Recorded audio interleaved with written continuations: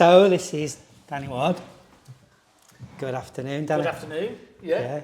Recommended by Pete from Awesome Free. That's right. Yeah, me and Pete have done lots and lots of music over the years, but yeah, I met him around that time when he was doing Awesome 3 initially. Yeah. Yeah.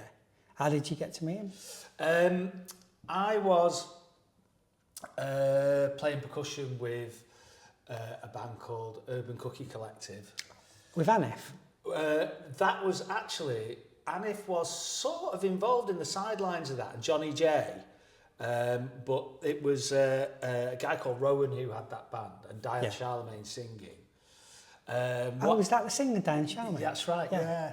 So what happened with that was, I was in a band with Aniff cousins, called Chapter and the Verse, him and Colin Thorpe, and I sort of ended up taking over from their drummer. I didn't know you were in Chapter and Verse. But sort of quite briefly.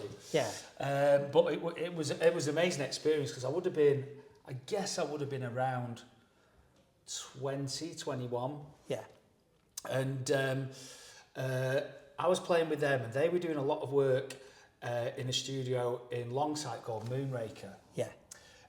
Which is just at the top of Dickinson Road. I was living at the time towards the bottom of Dickinson Road. And there was a pianist who was hanging around there and lived right by it, and also going to a lot of the sort of jazz jam sessions. We mentioned like PJ Bells, he'd come to PJ Bells and stuff, Rowan. And he developed this project, Urban Cookie Collective. First of all, it was kind of a solely hip-hop project.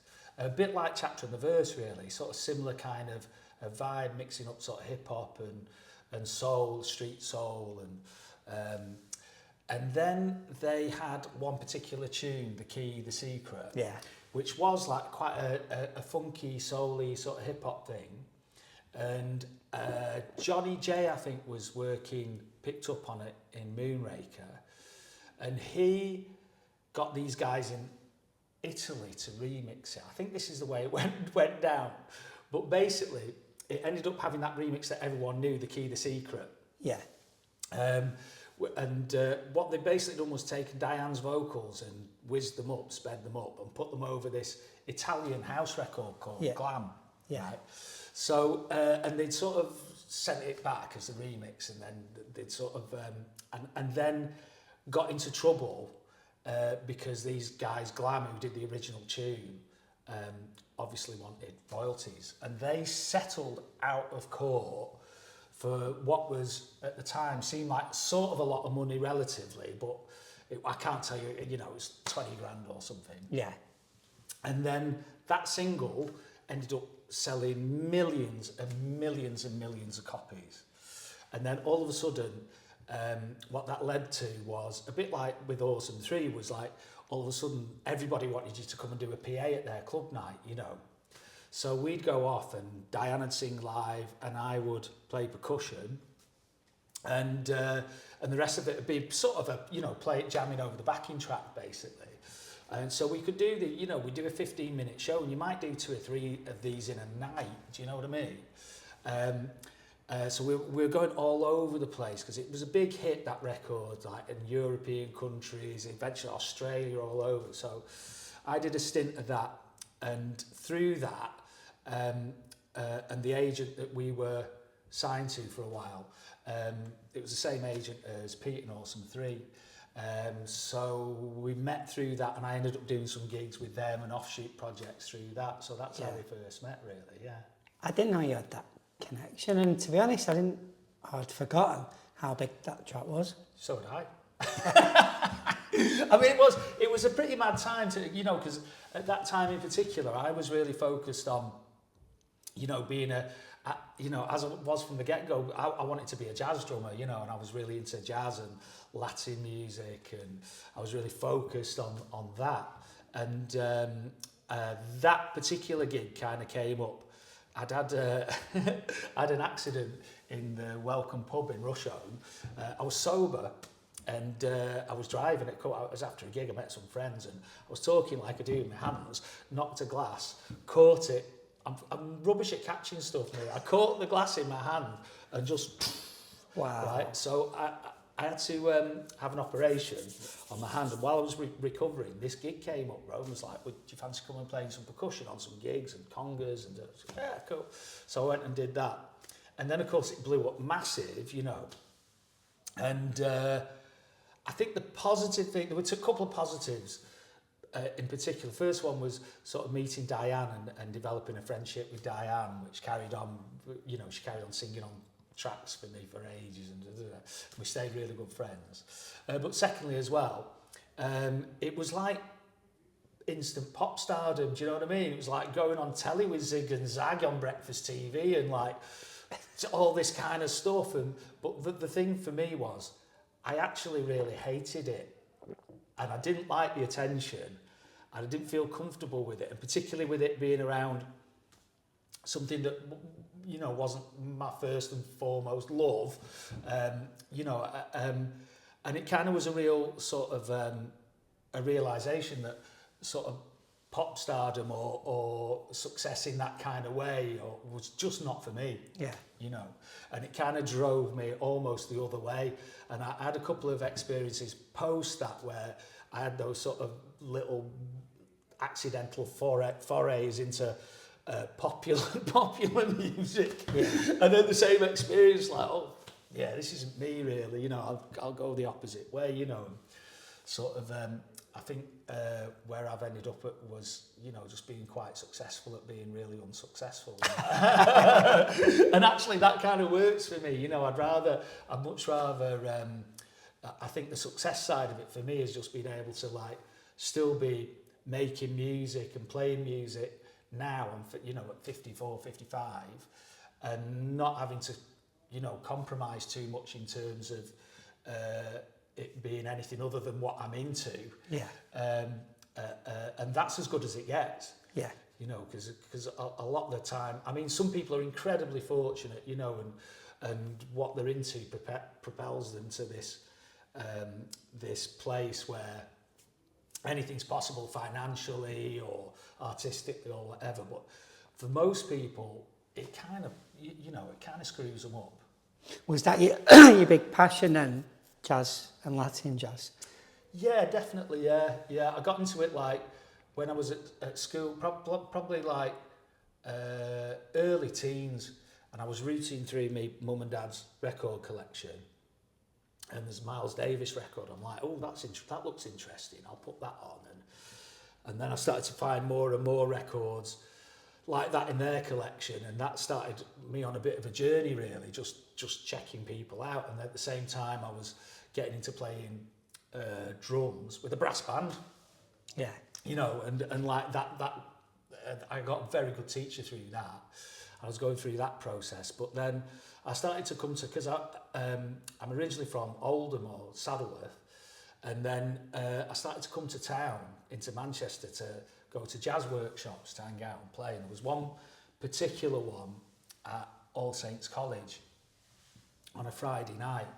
So I would come down, I'd either come and play kit, or me and a schoolmate had bought a pair of second-hand congas from Johnny Roadhouse. I think they were like 60 quid or something. That would have been there now, wouldn't it? Or would that be there back in the 80s? It was for us. It was a lot of money. Yeah, I was thinking, yeah. But relative to what it was like, you know. So, but we bought this pair of congas and we shared in between us. I remember in particular, like at one stage, I would finish school and then jump on the bus with a conga and get the bus to Piccadilly. And there was a march every Friday, a protest march for a guy who was a refugee seeking asylum, Viraj Mendes. Do you remember this? Yeah, I remember it, yeah. He was in a church, wasn't he? That's right, he was in the Ascension Church in Hume. So at the time, that march would meet at Piccadilly and march down Portland Street and down Oxford Road up to. So I'd get like have me conga, right? Jump off the bus, jump on the march my way down and up Oxford Road and get to All Saints. And they were marching down to Hume and jump out and go to this jazz workshop. You know? And I met loads of great people through that. Yeah. And It's funny actually because you know I know you just sort of done a thing about the kitchen and Hume, and that was my introduction really of going into Hume really was some of the people that I met through those workshops. In particular, 3 drummers, a guy called Richard Slewa, who isn't with us anymore, another guy, Chris Crooks, who at that time was also DJing at the PSV and the Russell Club. And a guy, Icarus Wilson-Wright, who was... That name rings a bell. Yeah, Icarus was playing in the New Fads Daffodils, right? Yeah. And I met these guys, and we started jamming. They were like, why don't you come and jam with us? Like, you know, in Hume, you know. So when I came up to someone's flat and we spent one day just playing drums, you know, and I was at the time, you know, sort of I think I was probably finishing A levels, and they were so I was like, so what else do you guys do then? And they were like, what do you mean? And I was like, well, you know, what else do you, this is what we do, we just play drums, that's all we do. And I was like, this is all I've ever wanted to do, was just play the drums. But I had no sort of concept of how you might do that. And there's 3 guys I've just met, and they're like, they were dead encouraging. Mate, you've got it. This is what you should be doing. I'm like, and it's like, get yourself a flat, sign on the dole, play the drums. You know, it's like, whoa, it was like, you know, as it goes. You know what I ended up doing. You know, I'd go out, and again, before I'd left school, I was doing sort of working men's club cabaret, playing drums, and you know, and I was earning all right money doing that. And then, anyway, I was hanging out at workshops, met people, and I was gigging. But yeah, the Hume thing was meeting them and going through that, and then all of a sudden being taken to, you know, doing this thing, and then going to the kitchen. And the kitchen, of course, had the acid house parties going on downstairs, and like Jamie knocked through and everything, but upstairs was a recording studio. So I used to go, and upstairs, they'd have the acid house parties or whatever was going on downstairs. We'd go upstairs, and upstairs you had loads of musicians turning up to jam, like all night long. Like it start. I remember going up, so I remember going to the workshop, then going to the Sally, and then from there, after that closed, going up to the kitchen, and nothing really happening until about, I don't know, 1 in the morning. But we'd set up there'd be drums there and various instruments, we'd set up jamming, and then more and more people would come, and then, so there'd be all like this sort of madness going on downstairs, and then in that room, up in the studio room upstairs, like just loads of people hanging out and jamming, and you know, it was amazing. Do you know what I mean? I was like literally kind of a kid really, and you know, pretty straight, you know, just into like drums. And I just remember coming out of there just really passively stoned, like, do you know what I mean? It was amazing. But there were like a lot of characters turned up there. I remember Peter Hook being up there with, I didn't realise till years later, Caroline Ahern, you know, when they were together, they'd hang out there, or Ruthless Rap Assassins would be in there, and that sort of melting pot of musicians, and at Hume at that time, different artists and that thing, like some people who were like out and out sort of punks, some hippies, some rastas, some, you know, and that was a great introduction to a load of different people as well, and a lot of different music, you know, and a lot of different scenes. So I think another person I met through that, the house engineer there, that's very manky. It's kicking off outside. Brilliant. I didn't mean it. So another guy I met through that was this guy who was a massive influence on me, Danny Evans. And he still is, in fact. He's the engineer for Elbow. That's his sort of full-time gig now. He kind of engineers everything they do. But at the time, he was sort of the sort of house engineer at the kitchen studios. But when I first met him, I was taken round to a flat that he had, and I'm not sure if he was in Charles Barry as well, but it was one of the deck access Crescents. Yeah. And I went up to this flat and went into this room, and there's this guy, and he sat there, and he's like cross-legged, and I remember he was sort of had a cig, and he was like playing this like really kind of flash-looking Fender bass guitar. And behind him, he had these two massive tannoy speakers, like studio monitors, used things.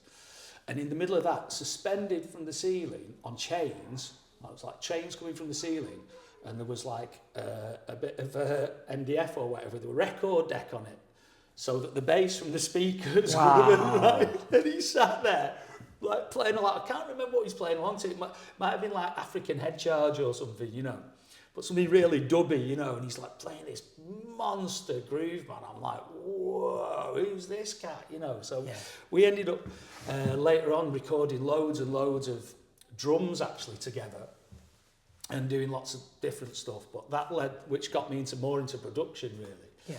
But I remember the funny story about that being that Danny, he realised that he couldn't play records at the volume he wanted with these massive tannoy speakers. Yeah.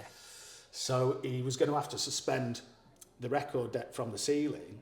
So of course it was like the deck access thing. So his ceiling was the deck of the walkway of the flats above. And why he drilled up all the electrics ran down a conduit right in the centre of the walkways, and he drilled up and basically drilled through the electricity supply for the whole fucking block. Wow. Sending everyone into like darkness. No one could work out for ages why there was no power or anything. Yeah, but so that was, as I say, my introduction to a lot of those scenes, like and not just the kitchen, but nightclubs around Manchester and that clubbing scene, was because I was like this drummer, and I was just like inquisitive about it all. I was into club music at the same time. Yeah. I was into hip hop, and I was into sort of the emerging sort of electro and stuff as well. But yeah, it sent me on a bit of a journey, you know. And we were talking about sort of PJ Bells before. I was just going to ask you about that. I mean, it got popular, I think, 1993. A lot of us, our memories is pretty crap, isn't it? But I remember going in 93 and there seemed to be a buzz about it. Yeah. I think it was. It was an amazing scene, that. And I think I probably discovered it. It might have been, again, forgive the maths, but probably 91, 92. And I'd been to something in town, or it might have been, at that time I was rehearsing as well a lot in Beehive Mill, which became Sankeys, because for a long time that I knew it as rehearsal rooms. What was that? My memory of that is an abandoned salt factory. That's right. Was it something? I didn't realise people used it before Sankeys. That's right. Yeah. So there was upstairs. There was always like various spaces. Like it became a bit more swish after Sankeys kind of took off. Yeah. But initially there were quite sort of grotty rehearsal rooms. I never knew that. Yeah, and I was rehearsing with a band, the man from Del Monte. Oh right, yeah. We just had a big, like, mega resurgence recently, you know, for whatever reasons. But I was playing percussion with them. I started playing percussion with them, and we were right on the top floor, and there was a couple of other bands used that room as well. There was a guy, Charlie, who played drums with the Mac lads, actually. He had a really nice... Oh, I forgot about that. Yeah. He had a really nice drum kit in there, but with a sign, like, basically saying, touch my drums and I'll fucking kill you. I always was like, ooh. Anyway, it also had a thing on the doors as you went through. There was, like, all sorts of graffiti. One of the bits of graffiti that was, like, carved into the door was, like this, was, like, all drummers are cunts. Was it? Yeah. So every day I'd turn up to like play there like a kid, you know, and be like, oh, you know. Anyway, I think I've been in there, and I come down Oldham Street, and saw this place all of a sudden, this new sort of place, like with jazz club written on the top of it, and I was like, what? You know, jazz club, Manchester, you know. So I walked in there, absolutely empty. And this guy, Phil Bell, at the bar, you know, and I got chatting to Phil.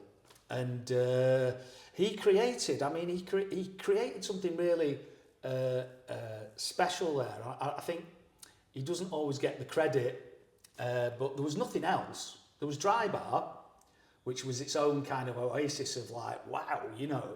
and there was nothing. The boozers were really rough on this street. Yeah. And as a result, it was quite rough, And he'd opened this place and he was like, yeah, I want it to be like an East Side jazz club. That was his thing. He'd been to New York. He loved jazz clubs. He wanted that vibe, to bring that vibe to Manchester. He was from Ancoats himself. That's the East Side for him. He was like, right, let's do it. So we got chatting, and the more and more there'd be a lot of musicians start to hang out there. And for whatever reasons at that time, there were a whole generation of us who were really sort of inspired by jazz music. A lot of the music, to be honest, of like the 50s and 60s jazz record, Blue Note records and bebop records. And all of a sudden he gave us all like an opportunity to come and play that, or have a go at playing that sort of music. Do you know what I mean? It was like, wow, So that became, as I say, kind of hub. But Phil had this vision as well of like, he had a really strong vision of the Northern Quarter becoming something towards what it is now, something that would be like culturally significant and like quite bohemian and I think perhaps when it did take off, I think perhaps he felt a little perhaps you'd have to ask him, but a little aggrieved that he didn't get perhaps the credit for that vision, because he was like, right, he was like the first settler, do you know what I mean? He like put I really want to do a video with Phil, Yeah. Kate mentions him. Yeah. He was like, as I say, he was like pivotal to a lot of people's careers, really, because a lot of the musicians that came out of playing at PJ Bell's and were lucky enough to have this playground really to develop themselves, went on to do all sorts of stuff. People I still play with today, but there was that thing for a long time that still exists. If you put on Jules Holland or you watch Glastonbury on the telly, it's going to be like you're just counting people from Manchester, and most of them not necessarily just like pop star people or people who were in a band, but people who were musicians who were doing like me, gigging with all sorts of people, because that was where it took them. Yeah. So I mean, later, it was Collider for a bit, which was significant, and then Matt and Friends, of course. I forgot about Collider. Yeah. I forgot. I was thinking about it today, because as looking at a few of the videos you've done and some of the people, and when we had that chat on the phone about bells and stuff, and it was like Collider. But Collider was really significant because for me, it was the guys Ear to the Ground had it, Eardrum. They had that night, and it was like they had some of the regular DJs, Scruff, Chubby Grooves, few other guys. Was Scruff an unknown then? No, not at all. Scruff I think was always sort of known. But he wasn't the phenomenon that he is now, definitely. Yeah. But the thing that they did, of course, was they had live musicians playing with the DJs. So, I'd go and play drums, but you'd have Sneaky from Finger Thing playing bass and various other people around, jazz musicians at the time, jamming along with the records, with the DJs. And, that was happening in other places as well, I think, here and there. Spellbound at Ban on the Wall, doing the drum and bass thing, and a few of the other clubs always had a bit of percussion or whatever, but they really developed that. I think a lot of the Grand Central Records Rain Christian Live, and developed out of that sort of concept, and with some of those people as well. Do you know there was a period, and I'm getting my timeline right, maybe around the time I was going to PJ Bell's, but Sankeys had on Friday an acid jazz night, and they had bongo player. Yeah. And I thought, and anyone I mentioned it to, they say, oh, no, I never went to that. But I thought Ecstasy went really well with that music. Yeah. I thought it was amazing. Them Friday nights, I forget what they were called. Was it called Deep Percussion maybe? Or Yes. Was it? That's right. And it was so that was, I think that came out of that similar scene, Ear to the Ground. They were the promoters, and they had the festival Deep Percussion, didn't they? And I think what was going on at Sankeys was it was a guy, Andy Boothman, who was playing percussion, who still he still runs workshops and stuff. He's a great percussionist, and he's a lovely guy. But they, I think he was playing up there with the DJs up there, and they were sort of, I think they were mixing it up a little bit more, sort of the breaks and the housey stuff, and it, yeah, it was, I mean, I loved that club, Sankeys, when it first opened. I thought it was just brilliant, you know. It was unique as well, wasn't it? Because I remember I went down with Dave Judge, and I used to go into Paradise a lot, and then Darren, who was one of the owners, he took us down one night and said that we're going to open this club here. And then Dave Judge showed us, he said clubs don't have a chill out room. Yeah. And then there's that bit with the beer barrel. Yeah. Wow, amazing times. I mean, that I knew it at Sankeys at first, so that's another PJ Bell's connection. You know, we rehearsed upstairs. But then there was a friend of Phil's, Phil Bell. Yeah. Johnny Walker. Him and his brother initially were doing the door at Sankeys as well, so Catch Cheatham Hill crew, you know. Yeah. And so for us that was an immediate like in, you know, and that. But again, in terms of the way that space was looked and was managed, and the sound, and it was just fab. I just loved it, you know. It felt it was such a cool club. And you're not going to get trouble at an acid jazz night. You're not going to get gangsters turning up. There was another club as well, wasn't there? The Planet K. Was it Planet K? Yeah. I think. I keep hearing Planet K, so it will be. Hang on, there was Planet K. This is where maybe we just you called get it loads the of Planet. people going, yeah, you're right about that. No, I think you're right. Planet K was on Oldham Street here, wasn't it? Yeah, back of the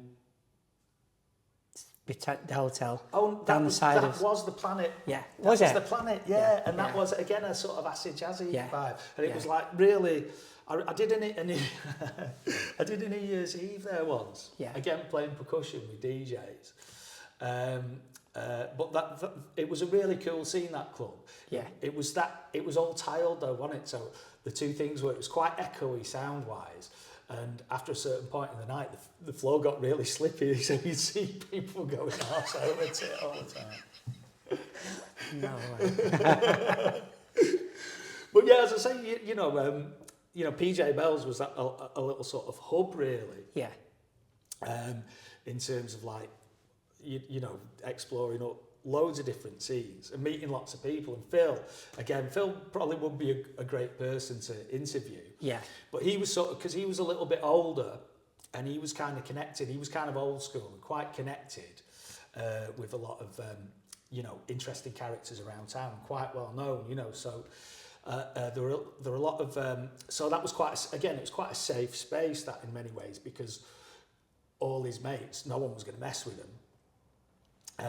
But he had some funny, you know, he had a Chinese doorman for a while. He was a Man City hooligan called Chester. Yeah. And one of the things they used to do on a Tuesday night when it was really dead at first, PJ Bell's, on a Tuesday night he'd have a Chinese karaoke night. And it was just all the triad guys from Chinatown. So you go. I remember going down with Matt Nixon, actually, from Matt and Fred's. Yeah. As it became one Tuesday night, and it was like walking in. It was like, what is going on? You know what I mean? Phil would be like, come and have a seat at the bar, you know. So you sit at the bar, and all these guys in like immaculate suits, sort of singing awfully karaoke tunes. Singing "I Got the Key." Yeah, nothing that bad. But then in the back they'd bring their own chefs in. So they'd be cooking like food in the kitchen in the back, and they just bring stuff. And I'd never like experienced Chinese food like that before. You know, they were doing like I remember eating chicken's throats and like entrails and all this sort of offal food, and like it was amazing, really. Like kind of that really helped sustain that club, you know. Yeah. And as I say, because we were going out. And, you know, it was interesting, you said before that, you know, you went out on this scene a bit, you went out on the indie scene as well as the acid jazz scene, as well as the house scene as well. And for me, I think I was just like, I was so in love with like clubs and dancing that I was doing similar, you know, we'd just be going out all the time. Yeah. And if you were about town, of course, you'd just be like, most of the time people would just be like, yeah, come on in, you know, do you know what I mean? Yeah. But I remember once, I'm not going to mention any names, but Phil, one night, me and Matt were in PJ Bell's, and Phil goes, guys, you go to the Ritz a bit on a Monday, don't you? We'd go and drink in the Ritz on a Monday because there's nothing else going on in town at the But time. it's a good night though, wasn't it? And it was a great vibe. Yeah. And it was cheap, right? Yeah. So I think a bit later there was a night at the Brick House opposite, Sid Wren put on, which was all sort of acid jazz and rare groove and funk, which was really good. But prior to that, the Ritz was a Monday night staple, right? I remember, in fact, someone had come in. Here's the thing. Someone had come in PJ Bell's with a load of. They'd knocked off an optician's. I never used to get let into clubs, right, when I was that age, because I must have looked just too scally. I think I'd shaved my head and all this kind of stuff. And Yeah. just students tonight, student night, mate. Oh, Yeah. you know. Anyway, I had a pair of Armani specs. You know, we just like playing. Yeah. Lenses in. All of a sudden I could get in. I remember going in the Ritz anyway, and they'd let me in with the specs on. But Phil had introduced us to this guy. You go in the Ritz, don't you? Yeah, say hello to so-and-so. Next time you go in the Ritz, make sure you get served off him at the bar. All right, yeah. Nice to meet you, man. Nice to meet you. Anyway, next time we went in, goes to the bar. Can I have, that was the offer, wasn't it? Holston Pills. Can I have 2 bottles of Holston Pills, please? And gave him a £5, and like, so it was like, by the way, do you remember? And he was just like blank-faced. You know, just like one of them, oh, well, he mustn't remember us or whatever. He goes off, he brings back 4 bottles of Holston Pills and gives me the £5 and changed from a £5, right? Yeah. So I'm like, oh, and you know, there was no acknowledgement from him. Yeah. It was just, that was the way it was. So after that, every time we'd go in there, like, if he was on, you know, and he wouldn't always, you know how it was, you know, but if he served you, and it wouldn't happen every time, but invariably be that you got an extra drink or you got extra change, or so it became amazing, like Monday nights, you know. Wow, yeah. another Monday. PJ Bell's connection, yeah. So I think we're hitting the half-hour spot or around then, and I mean, I always say this as well. It might be an impossible task, but give us a jazz record that we should know. Or give me something to listen to on the bus home. On the or bus anyone home? watching. Yeah, absolutely. Right, off the top of my head, and because I'm thinking about that era in my life around that time, I'd say there's one John Coltrane record on Impulse, and it's just a blue wash photograph of him, and it's just called Coltrane. And around that time, I was listening to that record all the time. Yeah. I'm going to stick it on the bus. Yeah, get on the bus. Get your head nodded. Yeah. Stroke your chin. So I'll just stop recording now.